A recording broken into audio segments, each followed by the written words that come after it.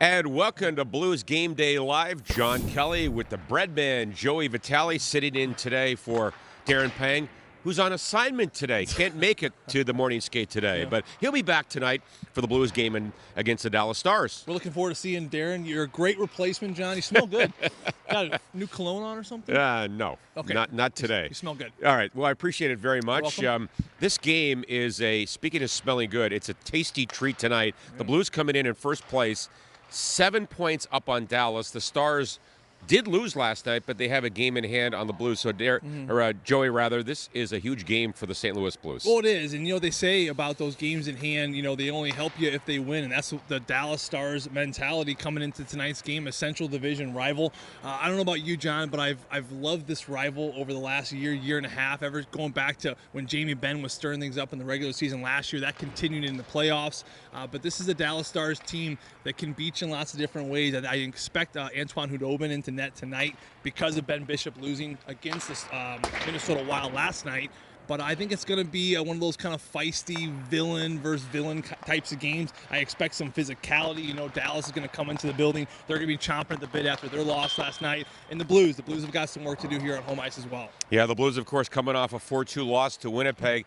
They wrap up their 3-game homestand tonight. And to me, Joey, for the St. Louis Blues, it's sort of get back to basics. They're a defensive-minded team, yet in their last 8 games, they've allowed at least 3 goals in all 8. Yeah, it's one of those things, I think in times in the year, there are lulls, there are valleys, and I think this is the time to kind of grab the reins and pull it in a little bit. I think Craig Berube's got to do it, and more importantly, I think the leaders have got to do it. Players like Pietrangelo, Ryan O'Reilly, Alexander Steen, got to kind of get the guys together and say, hey, this is what we do. Our bread and butter is to defend. It starts there. It starts in the D zone. It starts from boxing out. An area of the game, John, over that skid, like you just mentioned, that I really kind of seen the Blues slip up a little bit, that I love to see them get back to, is the forwards backtracking. That was their bread and butter when things became so difficult for their opponent through the neutral zone. Didn't allow them any time and space coming over the offensive blue line. Forwards coming back checking hard, putting the head down, burying, chugging those legs, getting back to the right areas and stopping in the house. I think that, to me, is the biggest area that the Blues can get back to get back on this winning track of defensive first hockey. Yeah, so the Blues want to play better defensively. They also want to score more goals. And, Joey, it seems since the break, a lot of opposing goaltenders have been the number one star against the Blues. What do the Blues need to do to score more goals here? Someone wise once told me, it was actually a partner, Darren Pink, kind of wise. No, he's very wise. He said whenever the starting goaltender is consistently the number one star, to him, that's a sign that the team is not getting to the net hard enough. And that's a hard area to get to. You got to get to that blue paint because goalies are so good now. Those shots from the outside, they're probably going to get saved. If a goalie sees it, they take up so much net, the padding and everything's so big, the first save is going to be made. It's that second, it's the third opportunities. And to make those opportunities, you got to get to that blue paint. You got to cut through that core. You got to cut through those onion layers to get there. And sometimes you're going to get whacked. You're going to get hacked. I know it's not the best feeling in the world, especially this time of the year when things can be a little bit down and out. But to me, John, when you have a goaltender that is consistently taking that number one star, it's not that urgency to get to the net enough. And this is a Dallas team. Ever going back from Jim Montgomery before he got lost his job with Dallas, it's the same identity of them wanting to get to the net. Craig Berube, it's big, and for the Dallas Stars, it's even bigger. Winning that net front tonight is going to be big.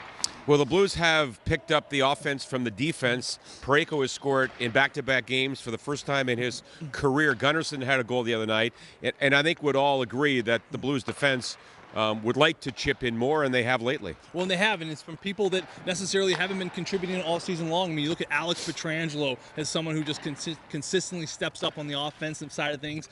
But over the last 2 games, Colton Parayko, back-to-back games with goals, you hope that that's going to give him a little confidence, give him a little jump, because he's a player that, to me, on that back end, he can change the identity of a game. And, John, you're watching every game, you're calling every game. When you see 55 jumping up in that rush, he's going to the neutral zone, he's going hard, he's moving his feet, he backs everyone up. All the fans kind of get to the edge of the seats, they're kind of oohing and on because Big 55 coming up the ice. He's got that lethal shot. He's starting to use it a lot more.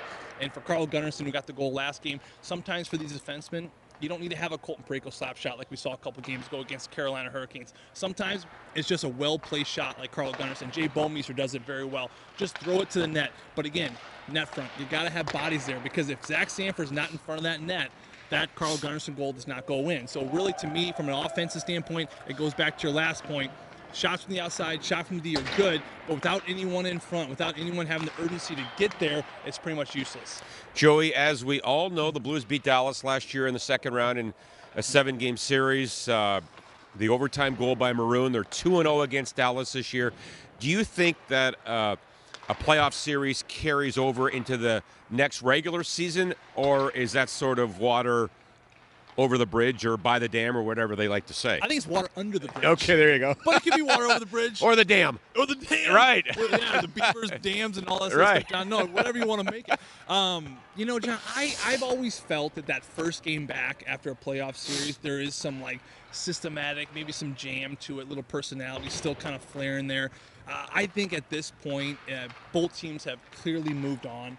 I mean, yeah, you look at players like Jamie Benn, who's still kind of got that villain in him a little bit, which I think is good for hockey. But aside from that, I think that both teams have officially moved on, and I really hope they moved on, because that was last year. And for this Blues team, there's new challenges ahead, and we were looking at the standings before we hopped on here, and things in the Central are tightening up. So I know it's one of those things where you can look at this February, you can look at the Blues that provided themselves a really nice cushion, but at the same time, these teams have games in hand. Colorado, I think, has 2 or 3 now on hand on the Blues. Dallas has the 1. Nashville's got a few games on everyone, and they're kind of creeping up from that wild card spot now too. So things are tightening up. So for the Blues, it's time to kind of get this thing in motion, pedal on the gas, let's go.